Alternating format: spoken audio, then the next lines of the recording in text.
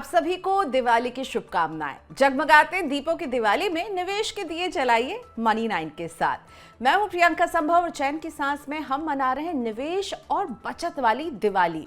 तो भला ये कैसे बन सकती है? अब दिवाली में आप क्या करते हैं? अपने घर की सफाई। अब निवेश की सफाई, इसका क्या मतलब है? तो मुझे लगता है निवेश की सफाई भी जरूरी है, लेकिन ऐसे नहीं कि आप इसे हटा दें, बल्कि निवेश को मानिए अपना एक घर। और जैसे आप हर कमरे का ख्याल रखते हैं ना, बेडरूम हो, लिविंग रूम हो, स्टडी रूम हो, वैसे ही निवेश का भी ख्याल रखिए। तो निवेश अगर एक घर है तो इसमें है 5 जरूरी कमरे। और ये 5 कमरे क्या है? तो सबसे पहला कमरा है सबसे जरूरी, इमरजेंसी फंड वाला कमरा, जिससे आपको शुरुआत करनी चाहिए। दूसरा कमरा है बीमा, तो इसके बगैर तो आपकी फाइनेंशियल प्लानिंग अधूरी रहती है, इसका कैसे ख्याल रखें। तीसरा कमरा है बचत का। चौथा निवेश का, जो कमा रहे हैं, जो बचा रहे हैं, उसे कहाँ लगाएं। और पांचवा है कर्ज का, बहुत जरूरी। कर्ज का बोझ अगर ज्यादा होगा तो कहीं ना कहीं आपके जो पूरे निवेश की गाड़ी है ना, वो पटरी से नीचे उतर सकती है।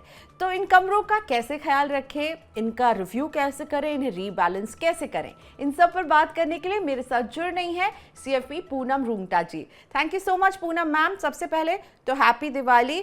मुझे लगता है 2 साल वो कोविड के कोलाहल के बाद हम ये थोड़ी सी राहत वाली दिवाली मना रहे हैं। आपके लिए ये दिवाली के क्या मायने हैं? प्रियंका, सबसे पहले मैं सभी को हार्दिक शुभकामनाएं दूंगी दिवाली की। और आपने सच कहा कि 2 साल के गैप के बाद दिवाली एकदम बहुत ही ज्यादा मनाने का उत्साह लगा हुआ है सभी में। और जहाँ सफाई की बात करते हैं तो सफाई एक कंपल्शन हो जाता है दिवाली के उत्सव के साथ। It's complementary. दिवाली मतलब सफाई, वो चाहे आप अपने घर की कर रहे हैं या आप अपने पोर्टफोलियो की कर रहे हैं या अपने मन की कर रहे हैं, सभी तरह की सफाइयां उसके अंदर हम जोड़ना चाहेंगे। बिल्कुल, तो बुराई पर जीत का जश्न हम मनाएंगे।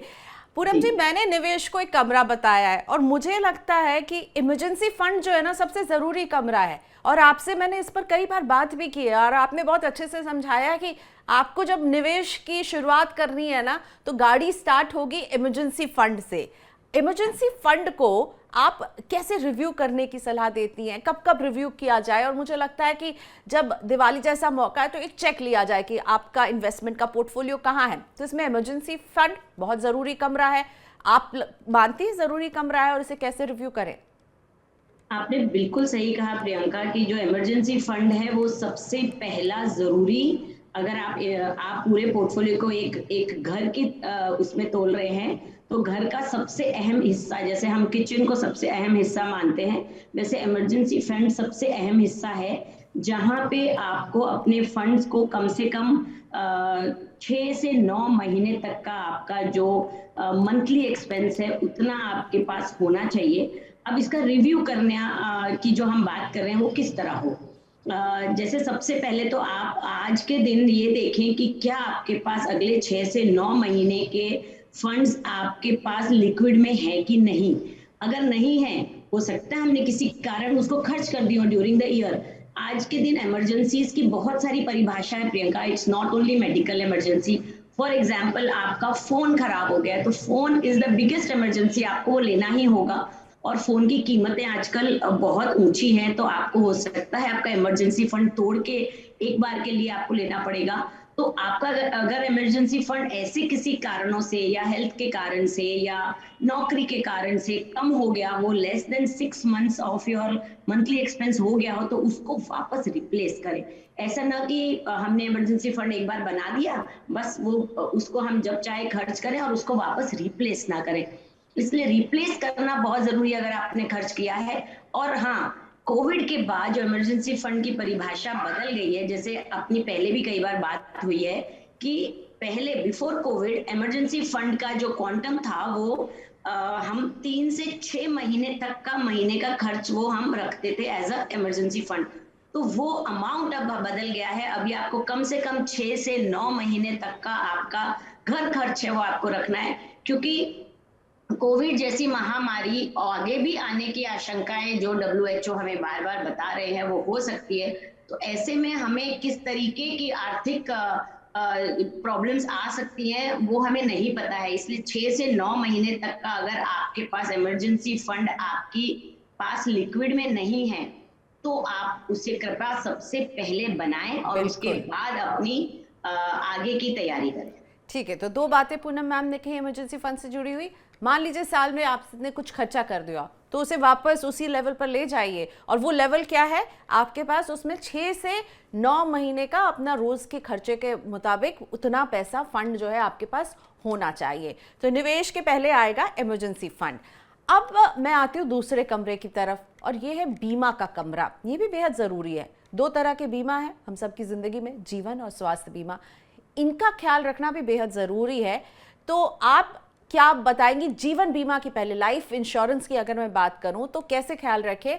और एक जो है ना कंफ्यूजन रहता है मुझे भी, और मुझे लगता है और भी लोगों को, कि इमरजेंसी फंड तो ज़रूरी है। आप भी कहती हैं, सारे एक्सपर्ट्स कहते हैं पहले इमरजेंसी फंड बनाइए फिर कुछ और निवेश कीजिए। अब जीवन बीमा जो है वो निवेश में नहीं आता है, वो एक ज़रूरी चीज़ है जो आपकी फाइनेंशियल प्लानिंग में होना चाहिए। तो जब हम इमरजेंसी फंड बनाने के पहले क्या हम बीमा खरीद लें या बाद में खरीदें, वो भी थोड़ा सा समझाइए, और जीवन बीमा कितना ज़रूरी है। प्रियंका, अगर इसको हम नंबर बाय नंबर देखें अपने पोर्टफोलियो में कि क्या चीज पहले होनी चाहिए, तो मुझे लगता है जीवन बीमा बहुत ज्यादा जरूरी है, as important as emergency funds. दोनों पैरेलल चलने चाहिए, क्योंकि हम रहे तो हम हमारे गोल्स और हमारी फैमिली के सब गोल्स को बखूबी निभा पाएंगे। उनके गोल्स के बारे में हम कमाई करके, सेविंग करके हम अपने गोल्स को मीट कर सकते हैं। बट खुदा न खास्ता कोई ऐसी सिचुएशन हो गई जहां हम ही नहीं रहे, तो हमारे जो फैमिली है उनकी नीड्स को कौन पूरा करेगा? तो जीवन बीमा जो है वो आपकी फैमिली की सिक्योरिटी के लिए बेहद ही इम्पोर्टेंट एक ऐसा एस्पेक्ट है, जिसके ना होने पर आपकी पूरी फैमिली के गोल्स, बिकॉज हम जब बात करते हैं गोल सेटिंग की, गोल प्लानिंग की, और जिसके लिए हम ईयर मार्क करते हैं हर निवेश को, वो पूरी फैमिली का होता है, खाली आपका नहीं होता।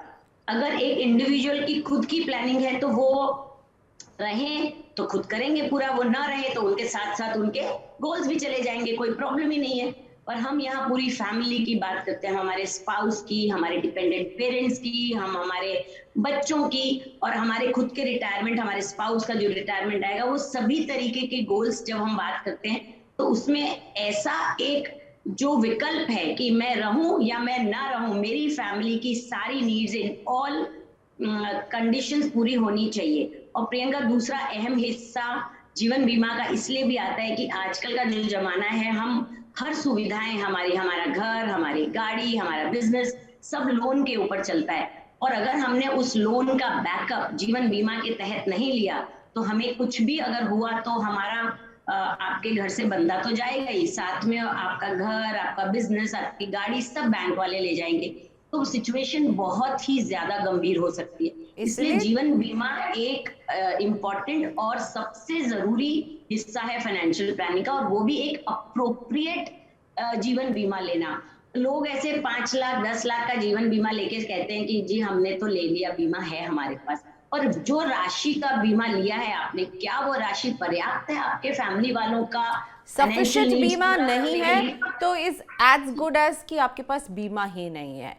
इसीलिए सफिशिएंट बीमा कवर होना चाहिए। हेल्थ बीमा, इसे भी नहीं इग्नोर किया जा सकता है पूनम जी, ये भी बहुत ज़रूरी हो गया है। हमने तो बहुत बड़ी सीख अभी सीखी पूरे कोरोना काल में, हेल्थ बीमा कितना इम्पोर्टेंट हो गया। इसे आप कैसे रिव्यू करने के लिए कहती हैं? बिल्कुल आपने सही मुद्दा पकड़ा कि आफ्टर कोविड ये हेल्थ इंश्योरेंस का जो पूरा क्वांटम है वो कितना होना चाहिए। हेल्थ इंश्योरेंस की इंपॉर्टेंस तो शायद सभी को पहले से पता है, और सभी ने छोटी मोटी कुछ भी इंश्योरेंसेस तो ले रखी है, पर जब से ये कोविड का समय आया है, पता चला कि 1-2 लाख 5 लाख के बीमा, हेल्थ बीमा से कुछ नहीं होने वाला। आपको जरूरी है कि एक हेल्थ बीमा का अलग से पोर्टफोलियो बनाया जाए। उस पोर्टफोलियो में आप एक बेस कवर लें, साथ ही में एक टॉपअप प्लान लें। आपको ये जान के हैरानी होगी प्रियंका कि महज 3 या 4 हजार रुपए में आप 25 लाख रुपए तक का टॉपअप प्लान ले सकते हैं, जो जरूरत पड़ने पर आपको बहुत ही काम आएगा। यानी बेस प्लान आप अलग रखें और एक टॉपअप प्लान अलग लें, और साथ ही आप एक क्रिटिकल इलनेस कवर भी ले सकते हैं, और साथ ही एक पर्सनल एक्सीडेंट कवर। राइट, इस तो तरह इसलिए के ये चार। जो है अपने जीवन को सुरक्षित और स्वस्थ जीवन बिताने के लिए ज़रूरी है। 4 तरह के बीमा मैम ने कहा, एक रैप अप कर देते हैं। आप अपने बीमा का दायरा कैसे बढ़ा लेंगे? आपके पास एक हेल्थ बीमा है, टॉप अप ऐड करेंगे, एक एक्स्ट्रा लेयर उसमें ऐड हो जाएगा। क्रिटिकल इलनेस ऐड करेंगे, एक और एक्स्ट्रा लेयर ऐड कर लेंगे। और चौथा, पर्सनल एक्सीडेंट, बेहद ज़रूरी बीमा है, इसे भी इग्नोर नहीं कीजिएगा। पूनम मैम, जो नेक्स्ट है ना कमरा, बचत वाला कमरा, इसके अंदर जब हम घुसते हैं तो बहुत सारी हलचल हो रही है, क्योंकि बहुत लंबे समय के बाद हम देख रहे हैं कि फिक्स डिपॉजिट पर ब्याज बढ़ रहे हैं। अब जो सुरक्षित निवेश तलाशते हैं, जिन्हें डेट में निवेश करके उन्हें लगता है निश्चित कम मिलता है रिटर्न, लेकिन एकदम अश्योर्ड रिटर्न है, मिल ही जाता है, ऐसे में आप फिक्स डिपॉजिट में निवेश की सलाह आप दे रही हैं लोगों को, और उसमें निवेश की स्ट्रैटेजी क्या होनी चाहिए? एफडी कितना पोर्शन हो सकता है आपके निवेश में? प्रियंका, निवेश की पूरी जो स्ट्रैटेजी होती है वो हम जनरलाइज नहीं कर सकते। वो डिपेंड करता है आपके आपकी उम्र के ऊपर, आपके प्रोफाइल के ऊपर, और आपके जो गोल्स वो कितने दूर हैं उसके ऊपर। एफडी की ब्याज दरें बढ़ रही है और हमारे देश में करीब 15-17 साल के बाद ये बढ़ोतरी पे आई है, अभी तक ये कम होती जा रही थी। इसलिए इसमें काफी हलचल है, लोगों को बहुत उत्साह हो रहा है, स्पेशली रिटायर्ड पीपल, कि हम एफडी में निवेश करें। तो एफडी में आप बिल्कुल निवेश कर सकते हैं अगर आप रिटायर्ड हैं, अगर आप फिक्स इनकम चाहते हैं, मगर ये बात साथ में समझ लें कि एफडी जो होती है वो एक फिक्स टेन्योर की होती है, ये फिक्स डिपॉजिट है। तो आज तो आपको रेट ज्यादा मिल रही है, मगर आगे चल के 5 साल के बाद कितनी रेट आपको यही सेम डिपॉजिट देगी ये हमें नहीं पता है। इसलिए एफडी के ऊपर आप कंप्लीटली रिलाय नहीं कर सकते for your future planning of any case, क्योंकि एफडी वगैरह के rates as per RBI guideline, RBI के इंटरेस्ट रेट के साथ साथ वो चेंज होते हैं। और हम जैसे देखते जा रहे हैं कि लगातार 50-50 बिप्स वो बढ़ती जा रही है। एफडी की रेट्स तो ज्यादा मिल रही है, साथ ही होम लोन की रेट्स भी बढ़ती जा रही है। तो ये दोनों जो उल्टा कनेक्शन है वो हम देख रहे हैं, जो काफी समय के बाद, करीब 15 से 17 साल के बाद हमारे देश में ये इस तरह का माहौल आया है इन्फ्लेशन के चलते। तो एफडी में कितना निवेश करना वो डिपेंड करता है। अगर आपको एक फिक्स इनकम चाहिए और आपको इक्विटी से बहुत डर लगता है, तो आप एफडी का रुख ले सकते हैं। अभी इंटरेस्ट रेट्स अच्छी है और आपको अच्छे जो ब्याज दरें मिलेंगी, मगर साथ में ये भी समझना है कि आपका टैक्स ब्रैकेट कितना है। अगर आप 30% टैक्स ब्रैकेट में हैं और आप एफडी के जरिए आप इंटरेस्ट कमाते हैं, तो आपको इंटरेस्ट के ऊपर आपको 30% टैक्स भी देना होगा।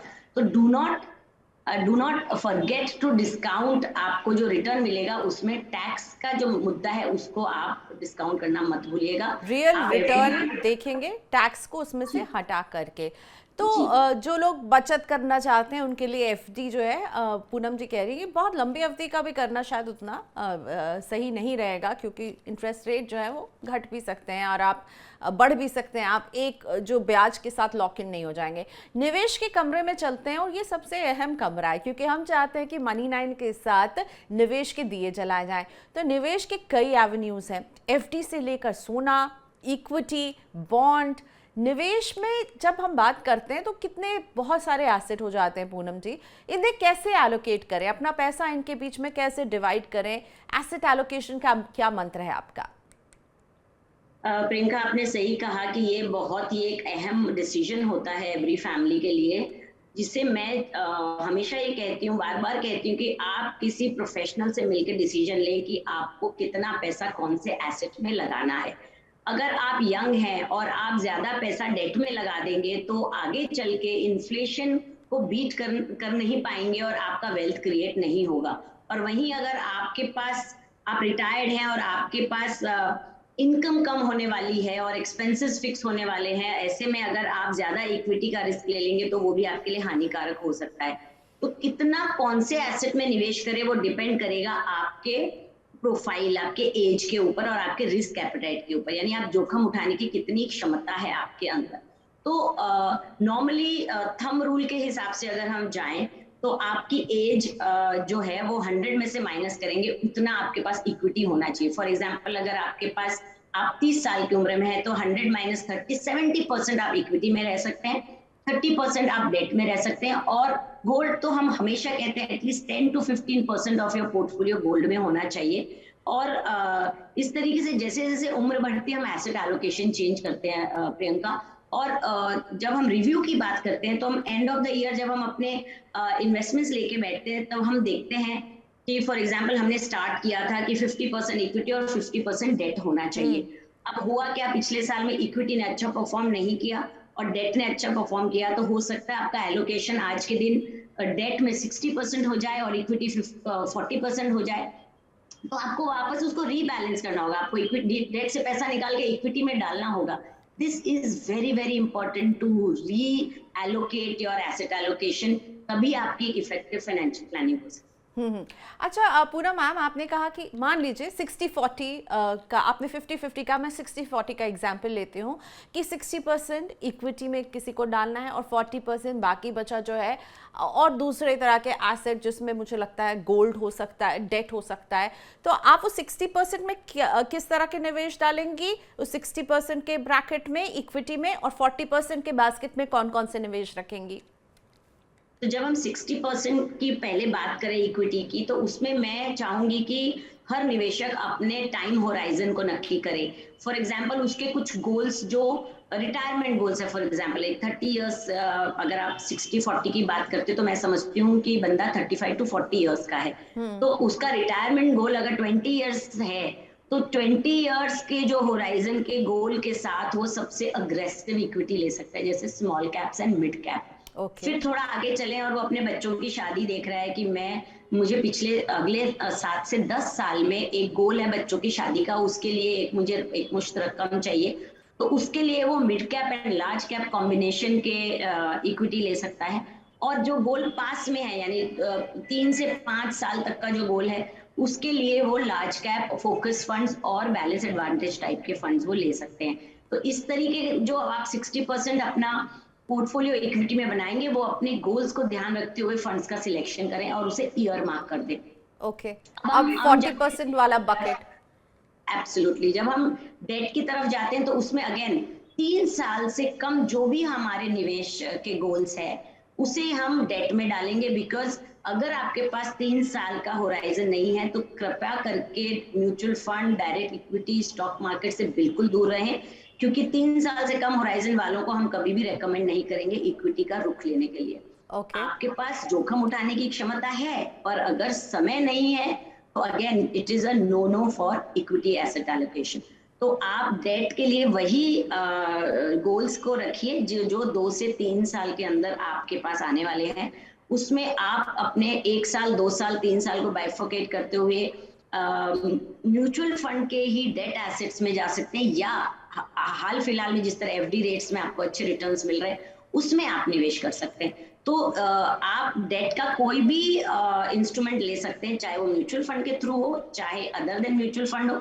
आप फिक्स इनकम का कोई भी ले सकते हैं और 30% आप डेट में रखें और 10% आप गोल्ड एंड अदर इन्वेस्टमेंट्स के लिए रखें। तो इस तरीके से मिला जुला के आप 100% अपना। Okay, thank you Poonam ma'am, ये समझाने के लिए 60-40 का ये जो डिवीजन समझा दिया ना, जिसमें पूनम जी ने बहुत ज़रूरी बात की है, गोल्स को ध्यान में रखकर निवेश करना है कि आपका गोल आपको कब अचीव करना है, कितना टाइम है, उस हिसाब से। अब जो है ना आखिरी कमरा, जो थोड़ा सा पेनफुल कमरा है, वो है लोन्स का, कर्ज का। कर्ज जो है महंगे हो रहे हैं, एफडी पर हमें अच्छी खबर मिल रही है, तो कर्ज पर हमें मिल रही है खबर कि लगातार 4 बार रेपो रेट बढ़े, होम लोन महंगे हो गए हैं। अब लगता है इसे कम करना का समय अगर आ गया है, कोई लोन से छुटकारा पाना चाहता है, तो आप क्या स्ट्रैटेजी अपनाने के लिए कहती हैं? प्रियंका, जब हम लोन की बात करते हैं तब एक फैक्टर आता है जिसे कहते हैं ईएमआई। हर महीने जो आप एक ईएमआई पे करते हैं लोन रीपे करने के लिए, उसके 2 पोर्शन होते हैं, उसमें 2 कंपोनेंट होते हैं। एक है आपका प्रिंसिपल पेमेंट और दूसरा है इंटरेस्ट पेमेंट। 2 कंपोनेंट आप पे करते हैं in every instalment of EMI. तो जब आप एक अकाउंट स्टेटमेंट अपना चेक करेंगे आपका लोन रीपेमेंट का, तो उसमें आप देखेंगे कि स्टार्टिंग में जब आपने लोन रीपेमेंट यानी ईएमआई शुरू करी है, तब आपका ईएमआई का बड़ा हिस्सा जो है इंटरेस्ट की तरफ जाता है और प्रिंसिपल बहुत छोटा कटता है। तो आपका लोन जितना पुराना होगा, यानी समझो आपने 20 साल का लोन लिया और ऑलरेडी आपने 10 या 15 साल भर चुके हैं आप लोन को, तो आखिरी 5 साल में आप देखेंगे तो आप सिर्फ प्रिंसिपल पेमेंट कर रहे हैं, इंटरेस्ट आप ऑलरेडी पे कर चुके हैं। तो तो लोन अगर आपका बहुत पुराना हो गया है तो उसे आप चलने दीजिए, उसे रीपेमेंट की जल्दी मत करिए, क्योंकि आपने ऑलरेडी इंटरेस्ट तो काफी कुछ पे कर दिया है। तो इसलिए आपको उसके लिए इंटरेस्ट के लिए चिंता करने की जरूरत नहीं है। जो लोन आपके नए हैं, जिनका अभी आपने अभी ही पेमेंट शुरू किया है, और most of the loans Priyanka are floating rate. अगर आरबीआई ने इंटरेस्ट रेट में चेंज किया तो आपने किसी भी लोन अमाउंट पे लोन लॉक किया होगा इंटरेस्ट पे, मगर आपको वो रीबैलेंस करते हैं, वो या तो आपका टेन्योर बढ़ जाएगा या आपका ईएमआई का अमाउंट बढ़ जाएगा। यू कैन चूज, आप चूज कर सकते हैं कि मुझे टेन्योर बढ़ाना है, मेरे को ईएमआई इतनी ही रखनी है, because as a financial planning aspect also आप 30 to 35% ऑफ योर इनकम से ज्यादा ईएमआई का ऑब्लिगेशन नहीं ले सकते हैं। जिस हिसाब से लोन की दरें बढ़ रही है उस तरह इनकम तो नहीं बढ़ रही है, तो नेचुरली हम ज्यादा ईएमआई का ऑब्लिगेशन नहीं ले सकते, तो हम टेन्योर बढ़ा सकते हैं। तो आप ये देखें कि कितना लमसम पैसा आपके पास अभी अवेलेबल है, तो जो ताजा ताजा लोन आपने लिए हुए हैं उसे पहले खत्म करने की जल्दी करें, ना कि जो लोन बहुत पहले से चल रहे हैं। तो आप जितने भी आपके लोन चालू हैं उनकी जब आप अकाउंट स्टेटमेंट लेके बैठेंगे तब आपको पूरी डिटेल समझ में आएगी, और जब जब पॉसिबल हो तब तक आप लोन रिपेमेंट करें। और मैं तो कहूंगी कि अगर हर ही निवेशक अच्छी तरह फाइनेंशियल प्लानिंग करे तो इस लोन के पूरे चक्कर से बच भी सकते हैं। आप लोन में ईएमआई भरते हैं उसकी बजाय पहले से एसआईपी शुरू करें और बाद में अपने गोल्स को अचीव करें। राइट, ये जो ईएमआई का टेंशन है ना, ये हर महीने का टेंशन है। सैलरी आते ही सबसे पहला पेमेंट लोगों का ईएमआई की तरफ जाता है। मैम, होम लोन जो होता है ये होता है लंबी अवधि का, और हम बड़ी रकम का लोन लेते हैं। इस पर ब्याज अभी मुझे लगता है 8 से 8.5% पर है। वहीं लोगों के पास ऐसे लोन भी होते हैं, छोटी राशि के लोन होते हैं, 2 से 5 लाख के पर्सनल लोन ले लिया, अब उस पर ब्याज जो है बहुत बड़ा चुकाते हैं, 12 से 15% का ब्याज होता है। तो अगर लोन का कोई सोच रहा है कि लोन के घर की थोड़ी सफाई करके कुछ लोन को बाय किया जाए, तो आप पहले कौन से लोन को हटाने के लिए कहेंगी, जिसका ब्याज जो है वो कम है या जिसका ब्याज बड़ा है? डेफिनेटली प्रियंका, पर्सनल लोन तो हमारी डिक्शनरी में ही नहीं है। मैं कभी भी रेकमेंड नहीं करूंगी पर्सनल लोन लेना। पर्सनल लोन उन्हें लेना पड़ता है प्रियंका, अगर उनकी ये जो आपने अहम कमरों की बात करी, आपके घर में जगह ही नहीं है पर्सनल लोन की। अगर आपने पहला कमरा जो इमरजेंसी लोन का बताया उसमें अगर आपने अच्छी तरीके से अपना निवेश कर रखा है तो, क्योंकि पर्सनल लोन तभी लेना पड़ता है जब एकदम हार्डकोर इमरजेंसी आती है और हम किसी नीड के लिए, कोई जरूरत पूरी करने के लिए हमारे पास उस वक्त सुविधा नहीं होती है। पर्सनल लोन से कृपा करके दूर रहे। अगर आपके पास ऑलरेडी आपने ले रखा है तो सबसे पहले उसे रीपेमेंट करें, बिकॉज ये बहुत ही ज्यादा दरों पे आता है, और हम जो डेट की वो बोलते हैं ना खड्डे में जो पड़ते हैं वो पर्सनल लोन और इस तरीके के लोन्स के लिए पड़ते हैं। Home loan is a good thing, क्योंकि आप बदले में एक एसेट ले रहे हैं। आप जो हर महीने ब्याज चुका रहे हैं उसके बदले में आपके पास एक एसेट आ रहा है जिसे आप कभी भी यूज कर सकते हैं। बट पर्सनल लोन में आपके पास कुछ एसेट भी नहीं आता है, और आपके हाई इंटरेस्ट रेट के कारण आपकी बाकी पूरी सेविंग का जो साइकिल है वो गड़बड़ा जाता है। तो पर्सनल लोन से आपकी जो लक्ष्मी है ना वो घट रही है, और होम लोन से आप एक एसेट अपने लिए क्रिएट कर रहे हैं। अब पूनम मैम, दिवाली में आपको आपका वो मंत्र बचत और निवेश का, जैसा कि मैंने कहा कि हम बचत और निवेश के दिए जला रहे हैं, तो आपने वैसे तो मुझे बहुत सारी बातें बताई, जैसे पर्सनल लोन पर आपने बिल्कुल कह दिया कि बिल्कुल बिग नो है, लेकिन बिग यस बचत और निवेश के फ्रंट पर आप किसे कहेंगी? मैं चाहूंगी हर इंसान, हर निवेशक बचत का एक मंत्र बना ले कि जब हमारी इनकम आती है तब उसमें से जो हमारे गोल्स हैं, फ्यूचर गोल्स, उसकी जो हमने प्लानिंग कर रखी है उसके लिए हमें कितना पैसा बचाना है, पहले वो बचत साइड में रखे। जैसे आपने अभी अभी कहा कि जैसे ही हमारी पे सैलरी आती है हम सबसे पहले ईएमआई अलग रखते हैं, राइट? बिकॉज वो कंपल्सरी है। इस तरह एक कंपल्शन और डाली है अपने दिमाग में कि जैसे ही सैलरी आएगी मैं बचत का एक हिस्सा अलग रख के फिर जो बचेंगे उसे मैं खर्च करूंगी, ताकि आपका जो फॉर्मूला है वो करेक्ट हो जाए। So normally what people do is salary minus expenses equals your savings. नहीं, इसको आप बड़ा क्रॉस करें और दूसरा एक फॉर्मूला लें, salary minus savings equals your expenses. Okay, तो अगर ये फॉर्मूला अगर आप रिवाइज कर लेंगे इस दिवाली, अगर ये रिवीजन ऑफ फॉर्मूला ऑफ बचत हो जाएगा तो मुझे लगता है आगे जो फाइनेंशियल प्लानिंग करने में जो दिक्कतें आती हैं वो कभी नहीं आएगी, और पर्सनल लोन तो कभी भी नहीं लेना पड़ता। दिवाली का फॉर्मूला मुझे जो अच्छा लगा पूनम मैम का, कि आपका जो खर्च के पहले बचत, उसके बाद खर्चे, पहले बचाइए फिर खर्चे कीजिए। ये नहीं कि जो बच रहा है ना खर्चों के बाद उससे आप बचत कर रहे हैं, निवेश कर रहे हैं। Thank you so much Poonam ma'am, happy Diwali once again to you. बहुत शुभ हो आपके लिए दिवाली और ये साल, और धन्यवाद मनी9 की पूरी टीम की तरफ से, शुक्रिया। आप हमेशा हमारे साथ रहती हैं बचत और निवेश के दिए जलाने के लिए, इसके लिए बहुत धन्यवाद आपका।